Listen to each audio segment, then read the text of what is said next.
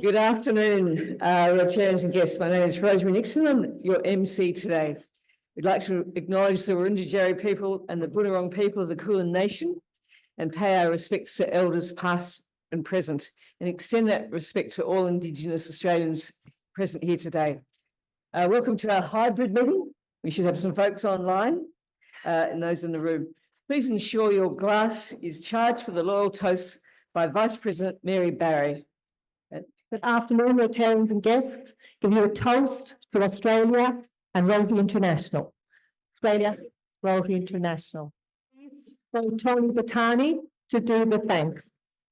The words of General Sir John Monash, our club's second president, perfectly reflect Rotary's four objectives. The first, provide service to others. Monash said, success is not about how much you have, but about how much you give. Our second objective, to promote integrity, again, Monash, leadership is not about being right, it's about doing what is right. Our third objective, advance world understanding.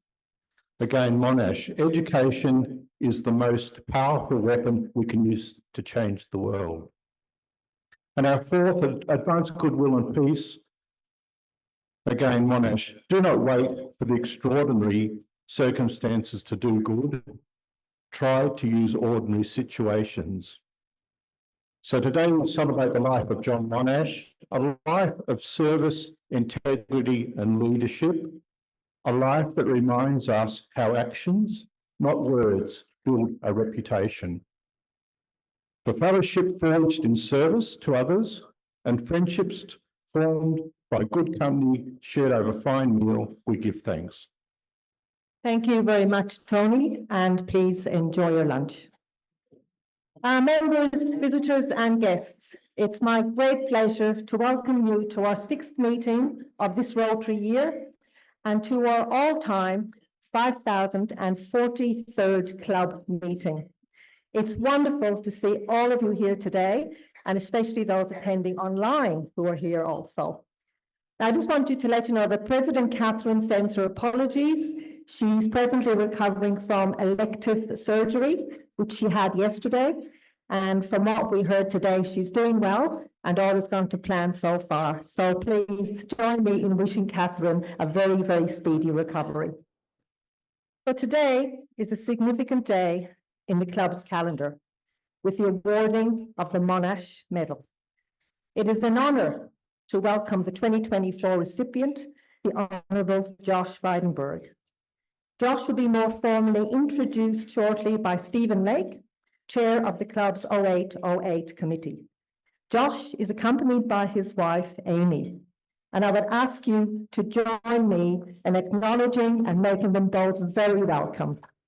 As club guests hosted by the 0808 committee, we welcome back previous Monash Medal recipients, Professor Peter Darville, AO, Major General Jim Barry, AM, retired, and Professor Jeffrey Rosenfeld, AC. We're also delighted to have representation from the Spirit of Australia Foundation, and we welcome Michael Bennett, great-grandson of Sir John Monash, Directors David Polonsky and Catherine Dix-Cork, and members Jonathan McJuck, I hope I've pronounced that right, and Michael Pointer. Could you all please stand so we can give you a collective welcome? And also here today is Michael Hedbury, Director, Saluting Monash Council Victoria Branch, and Yianis Ventikos, who Dean of Engineering, Monash University, who will shortly be inducted into the club. Could you please both stand for another welcome? Thank you very much. Now, we also have visiting Rotarians, visitors, and guests of members. And I invite you and your host, where appropriate, to stand when your name is announced, and ask that you remain standing to enable the club to welcome you in a collective manner. So, visiting Rotarians, we have our District Governor, Michael Lapina. We have Jerry Andrews from Rotary Club Mount Waverley, Justine Targreen, Rotary Club of Camberwell, Hamashu Kaushik, Rotary Club of Essendon North, John Wood, Rotary Club of Essendon North, Adrian Hunter, Rotary Club of Essendon North, Leslie McCarthy, Rotary Club Flemington Kensington, and David Fernie, Rotary Club of Pakenham. We also have guests from Engineers Australia. We have Jerry Andrews, General Manager Victoria, Kristen Simons, Deputy President Victorian Division, and Justine Paragreen, Victorian Division Committee Member. We also have visiting Rotarians. Oh, we've done those, sorry. So would you please make all our guests and visitors and visiting Rotarians welcome. Thank you very much. Now I would like to ask Yianis Ventikos to come forward for induction into membership of the club. And I call on Yianis' sponsor, past President Peter Rogers, to introduce him to the club. Vice President Murray, it gives me enormous pleasure to introduce Yianis Ventikos for membership of the club.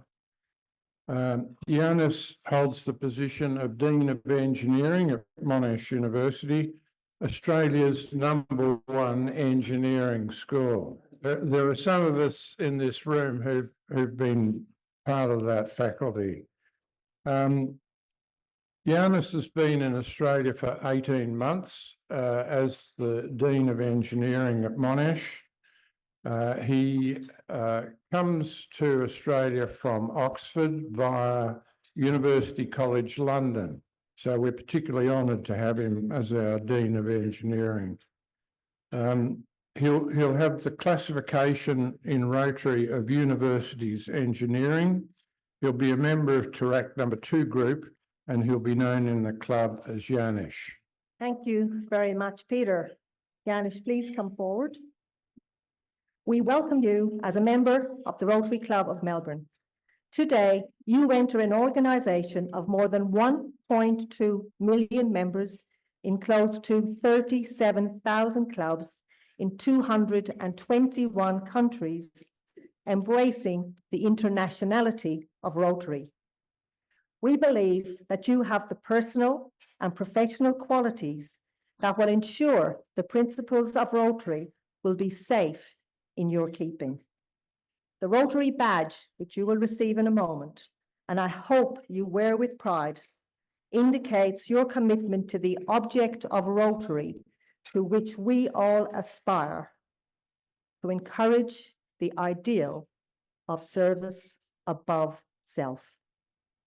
We expect that you will become an ambassador from us to the community in which you live, and we ask that you convey Rotary's aims in all that you do. We look forward to your pursuing with us the great work of Rotary. So with this expectation, I offer you the right hand of fellowship, and I ask that all members rise and join me in welcoming you to membership of our club. He's now receiving, he may be seated, he's now receiving his Rotary pin, which his sponsor is passing on to him. Well, welcome, Yianis, to our club, and we'd now like to give you a couple of minutes to respond. Thanks, everybody. It goes without saying that for someone that works at Monash University, given the very special relationship that Sir John had with this club in particular, it is an even bigger pleasure, honor, delight to be inducted.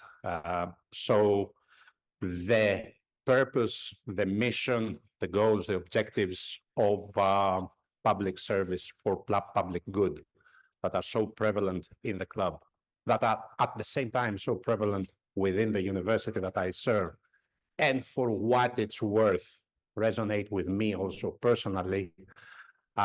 This is my commitment. This is what I hope I will bring to the club and through the club to the community nationally and internationally.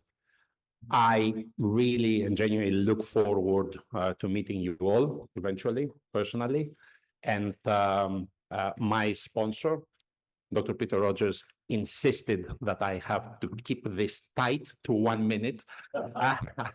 He may have mentioned this 4 times, so it registered. Thank you so much. This is really an honor for me. I look forward to meeting everybody. Thank you. Well, we now have some club announcements. Now, member Bob Fells, whom all of you here would probably know, celebrates 39 years in the club today.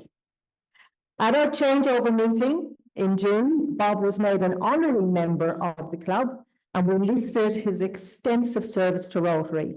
So for today, Bob, thank you very much for 39 years of service, and in particular for your work in promoting peace in the world. Please congratulate Bob. And I've got one more announcement, so bear with me on this one. This is to do with our AGM. So the date of the Rotary Club of Melbourne Annual General Meeting has now been fixed to the 20th of November 2024. Formal notices will be issued in due course. The setting of this date of the AGM triggers a series of events, starting with the form of the nomination committee. The nominating committee consists of 9 members of the club, one of whom is the president, one is the president-elect, 2 of the most recent past presidents available, and 2 are board-elected members. 3 are elected by the membership. I am pleased to announce that the board has confirmed the 2 past presidents to serve on the nominating committee are immediate past president, Chris Soteropoulos, and past president, Adrian Nelson. I now call for nominations for the 3 candidates elected by the members. Nominations may be made in any number by any member in writing, with each nomination being signed by the nominator and another member, and must carry acceptance of nomination signed by the member nominated. Hope all that makes sense. Our past president is eligible for nomination by the member of any of the 3 vacancies, and no member who has twice accepted membership of the nominating committee is eligible for service in any other subsequent year, except as a presidential officer. Nominations must be made within 2 weeks, that is by 2:05 p.m. on Wednesday, the 21st of August, 2024, and nomination forms and any questions should be directed to the Honorary Secretary, John Saunders, and nomination forms are available today from Joe, who's standing over there, if anybody wishes to nominate or nominate somebody else. And now to the real business of the day. So before I hand over to Stephen Lake, I just want to draw to your attention this article. I know you can't see it, but please look it up. It was in the Australian today on page 2, and it's in the spirit of Monash, and it has a photograph of our very own Peter Davis sitting here, and of course the Honourable Josh Frydenberg. Page 2, the Australian, so please do look it up or buy a copy of the paper if you haven't got it online. So without any further ado from me, I'm now going to call to our podium, Chair of the Day, Stephen Lake, to take over the meeting. Thank you, Mary. I'd particularly like to welcome today our Monash Medal 2024 awardee, the Honourable Josh Frydenberg, and welcome the great-grandson of Sir John Monash, Michael Bennett. About the medal. John Monash was one of the club's founding members at the commencement of our club in 1921 and subsequently became the 2nd president of this club for the year 1922-23. Sir John's contribution to Victoria, Australia, and the world community is legendary. His counsel to all, and especially to students, was, adopt as your fundamental creed that you equip yourself for life, not solely for your own benefit, but for the benefit of the whole community. He is a great Australian by any measure. Our club since 2010 has awarded the Monash Medal to an outstanding Australian for the contribution of that person to the Australian community and beyond. The criteria for the awarding of the medal are leadership, integrity, and service. Key Monash values and core values of Rotary. It's my pleasure today to introduce the 2024 awardee, the Hon Josh Frydenberg. In the August 2010 election, Josh Frydenberg won the seat of Kooyong. He was only the 5th person to represent this seat in 88 years, a seat that was once held by the longest-serving Prime Minister Robert Menzies. He served under Prime Ministers Tony Abbott, Malcolm Turnbull and Scott Morrison in the roles of Member for Kooyong, Assistant Treasurer of Australia, Minister of Resources and Energy, Minister for the Environment and Energy, Deputy Leader of the Liberal Parliamentary Party and Treasurer of Australia. In January 2020, Australia confirmed our first coronavirus case. We were facing our worst health and economic crisis since the Great Depression. The leadership of our nation was being tested. Ladies and gentlemen, the Honourable Josh Frydenberg. I'd call Mary Barry and Michael Bennett to the podium, please. Thank you very much, Stephen. Monash Medal 2024. General Sir John Monash is the most significant Australian for his professional, military and community leadership and service before, during and after World War I. Leadership, integrity and service, core values of Rotary, integral in the life of Sir John Monash, are the criteria for selecting the Monash Medal recipient.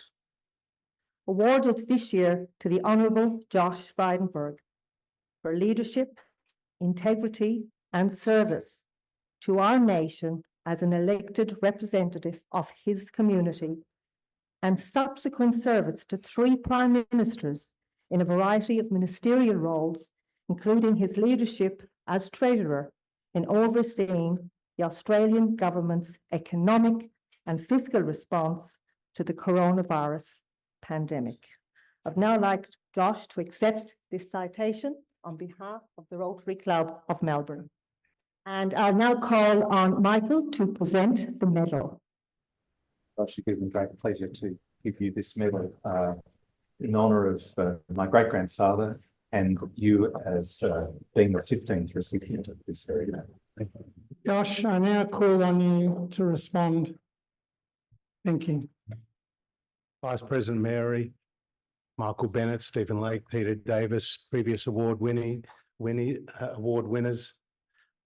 Michael Hedbury, and others, distinguished guests, Chris, and others who are in the room. It's very nice to be invited here with my wife, particularly after I was retired by popular demand at the last election.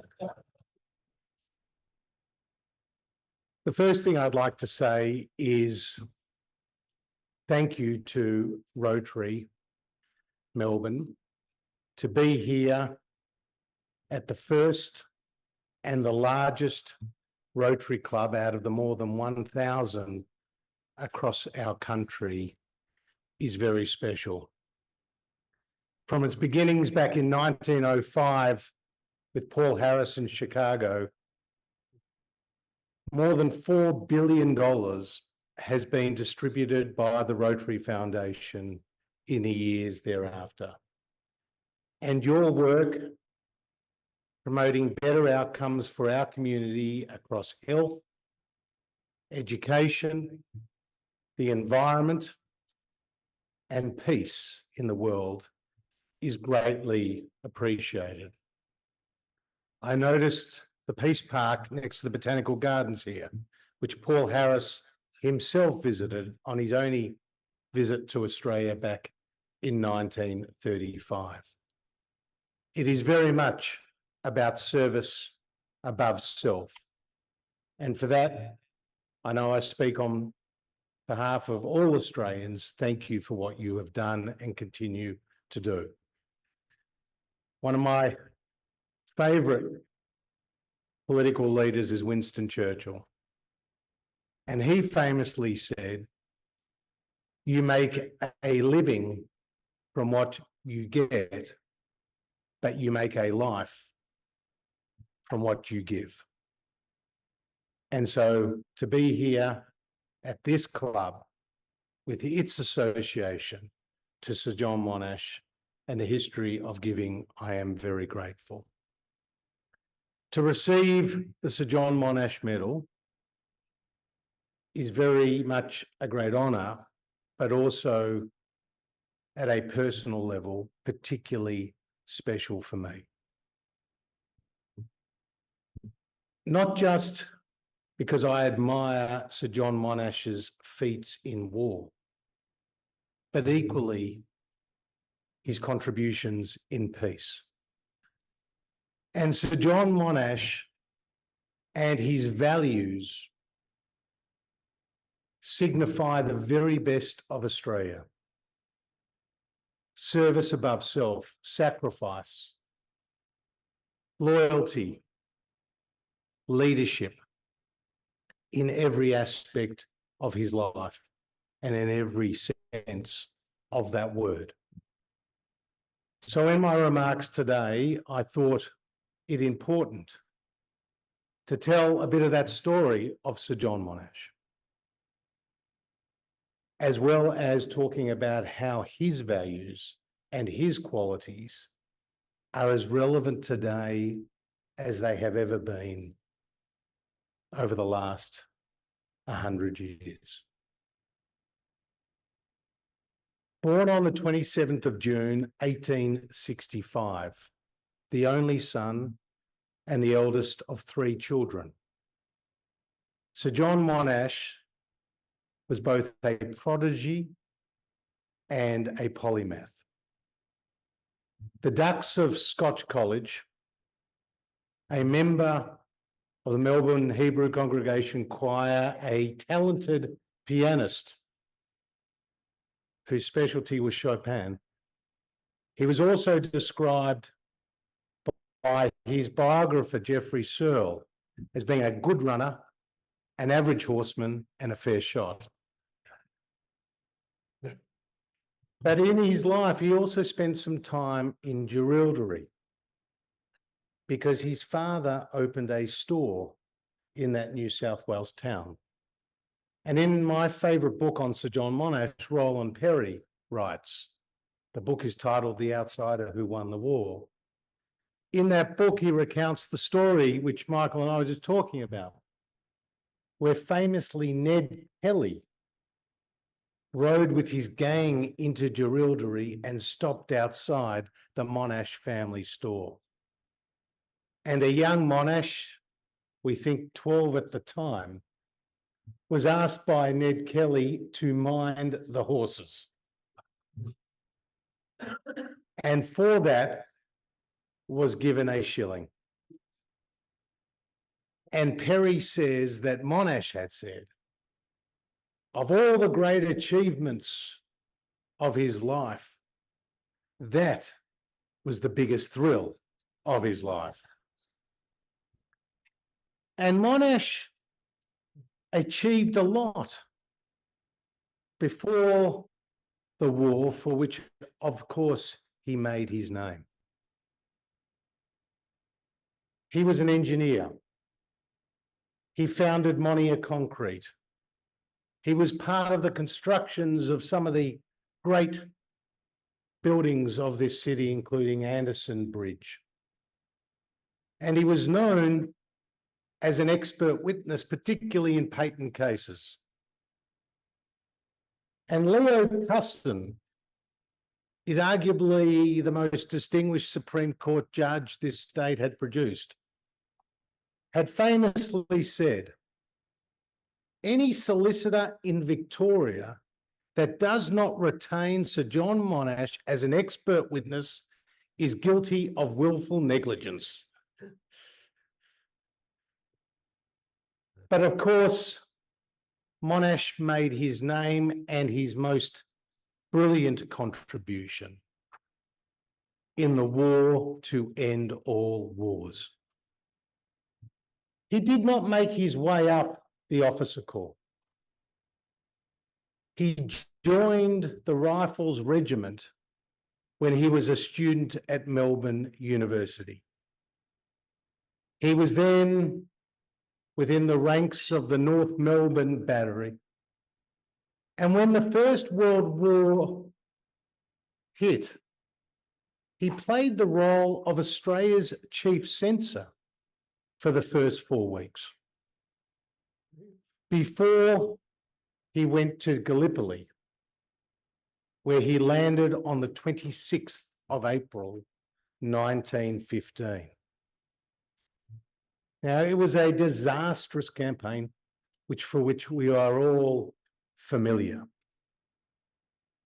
But Monash was known then and thereafter for something which was not commonplace among military leaders of his rank. He was respected by his soldiers as somebody who did not see them as cannon fodder to go over enemy lines. And that reputation is something that stuck with Monash for the rest of his career, both in uniform and thereafter.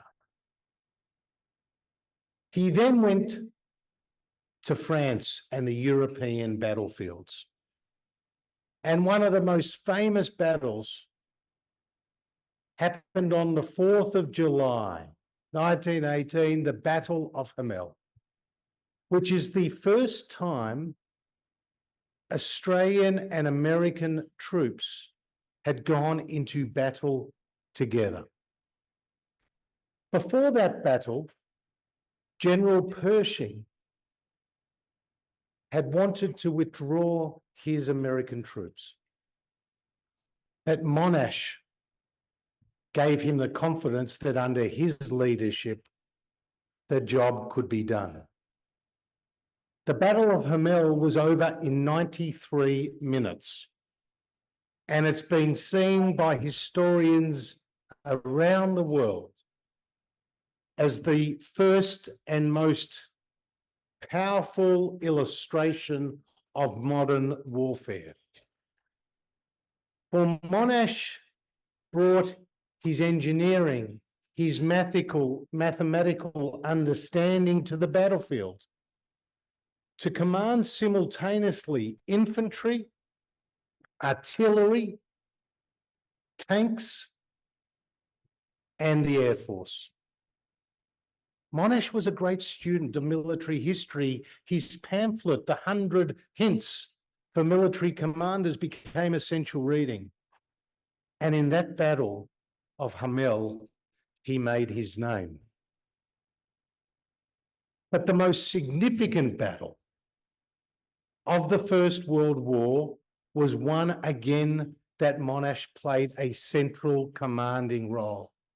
It was the Battle of Amiens. The Battle of Amiens saw Monash command more than 200,000 troops. And the Battle of Amiens was described by General Ludendorff of the German armies as the blackest day for Germany in the history of World War I. And then after that war, just the day after that war,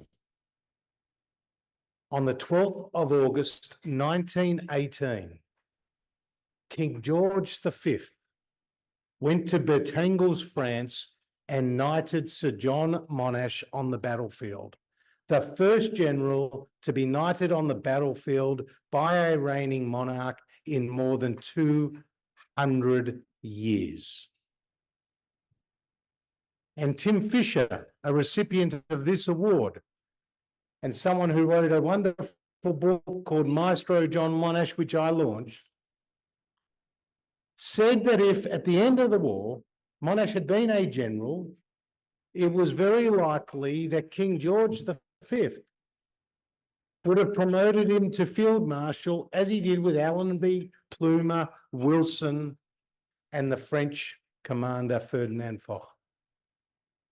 But it wasn't to be. So Monash played a central role, in fact, arguably the leading role, with the Canadian General Currie in helping good triumph over evil. And these were dark times for our great country. Of a population of less than 5 million at the time, more than 420,000 Australians had enlisted. More than 100,000 Australians had been wounded and 61,000 Australians had lost their life. There wasn't a city, there wasn't a country town, there wasn't a home in this country that hadn't been touched and devastated by the tragedy of the First World War. But Monash's work was not done. He oversaw the repatriation to Australia from London of 160,000 Australian personnel. And he played a leading role in the AIF's education program thereafter, again priding himself on the welfare of his troops. And we know that his contribution here in Australia only grew after coming back from military service. He became the Vice-Chancellor of the University of Melbourne. He became the President of the Academy of Sciences. He became the President here at Rotary. He founded the Zionist Federation of Australia. He was behind the Shrine of Remembrance, and he led the Anzac Day marches. This was a man whose contribution to community in peacetime was arguably like none other before him and none other since.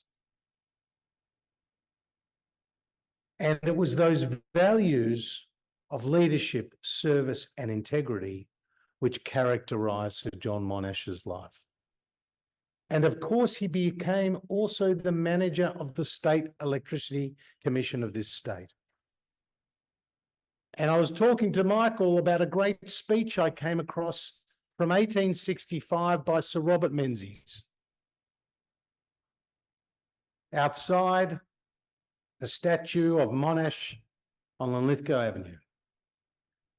And in this speech, Menzies describes Monash as the greatest orator and advocate he had ever heard.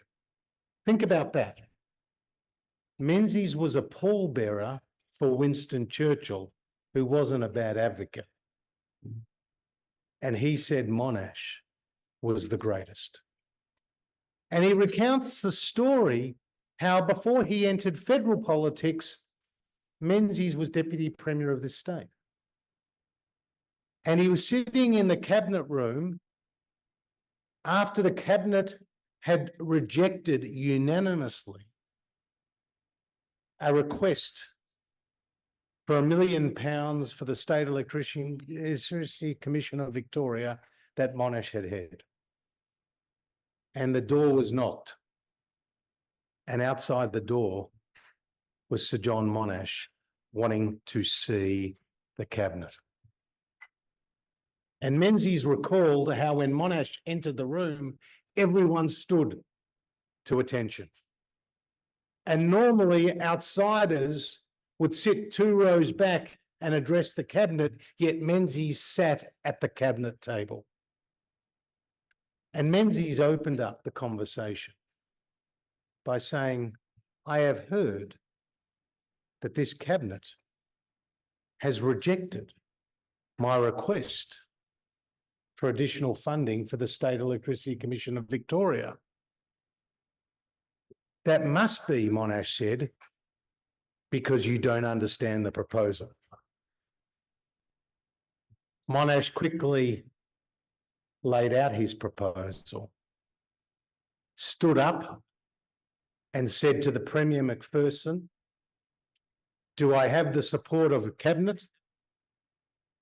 And Macpherson, without hesitation, said, yes, of course you do, Sir John Monash. Menzies said it was the only time he'd ever seen a cabinet reverse a unanimous decision with haste. And so there it is. Monash's life before, during, and after the war. A life that was celebrated by nearly 300,000 Melburnians upon his death in 1931, who lined the streets, nearly 300,000 Melburnians out of a then population of just under 1 million. That is the best evidence of a life that has been fully lived. And today, we should all not just pay homage to Monash's life, but remember what drove him to success. And I believe that for the first time in arguably 75 years since the end of the Second World War, our world is on the brink of more conflict. It wouldn't be customary for a former Liberal treasurer to quote Vladimir Lenin. But Lenin famously said about foreign affairs, he said, sometimes in decades, nothing happens, and sometimes in weeks, decades happen. And ladies and gentlemen, this is where I think we are today. Because during the Cold War, we had two power blocks, the Soviet Union and their satellites, and the United States and their allies. And security, despite the Bay of Pigs and despite the Vietnam War, was guaranteed in the world by the principle of mutually assured destruction. This time round, power is a lot more diffuse. And we have hotspots on the Korean Peninsula. We have hotspots in the Middle East. We have a hotspot between China and Taiwan. And of course, we have a bloody conflict between Russia and Ukraine. In just the last 24 months, we have seen a seismic shift in the psyche of Europe. Finland and Sweden, forever on the sidelines of NATO, have put their hands up for membership. Germany, a pacifist country after the Second World War, is announced $100 billion extra spending on defence. And Europe, which relied on Russian gas and oil for 40% of its energy needs, has turned the tap off overnight. And as we walk out of this room today, or we turn on our television tomorrow, we very well could see an escalation between Israel and Iran that could bring in other actors, particularly the United States. These are very uncertain times,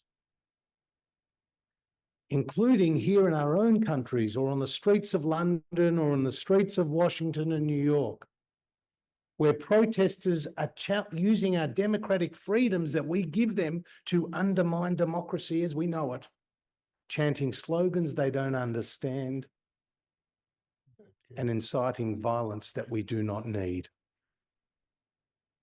And so I personally draw on the inspiration of Sir John Monash at this time, because he was no warmonger. But he knew you needed strength to secure the peace. And ladies and gentlemen, this is what Australia needs today. This is what our allies and our fellow democracies need today.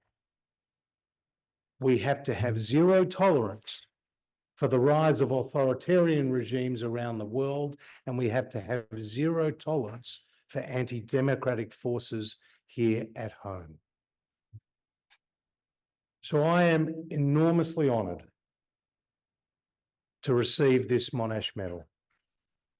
I'm honoured as a proud Australian. I'm honoured as a graduate of Monash University. I'm honoured as a student of history who knows in order to know where we are going, we have to know where we come from. And I'm also honoured as a proud Australian Jew who knows that through Monash's leadership, anti-Semitism in polite circles became a no-no because of his great example to us all. Thank you for this honour. I, for one, will continue to promote the values of Rotary and continue to promote the knowledge, the understanding, the history, and the values of Sir John Monash. Thank you very much. Please, everybody, take your seats. And I've got to ask Joe to come up with the magic parcel, which has disappeared during the break. The Honourable Josh Frydenberg, on behalf of the Rotary Club of Melbourne, the Spirit of Australia Foundation guests who are with us, past medal winners of the Monash Medal, we thank you for your wonderful, wonderful speech today. Thank you, Steve. Now, This is a first, by the way. we have a tradition in this club of supporting Australian made. And one of our members, Phil Endersby, with Wilderness Wear, still makes socks in Australia.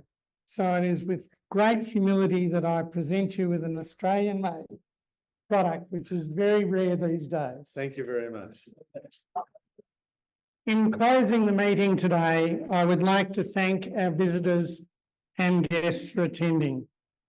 I'd also like to thank Rosemary Nixon and Tony Bettini for supporting us during the meeting, and our lunch setup and reception teams for their weekly effort in making this meeting happen.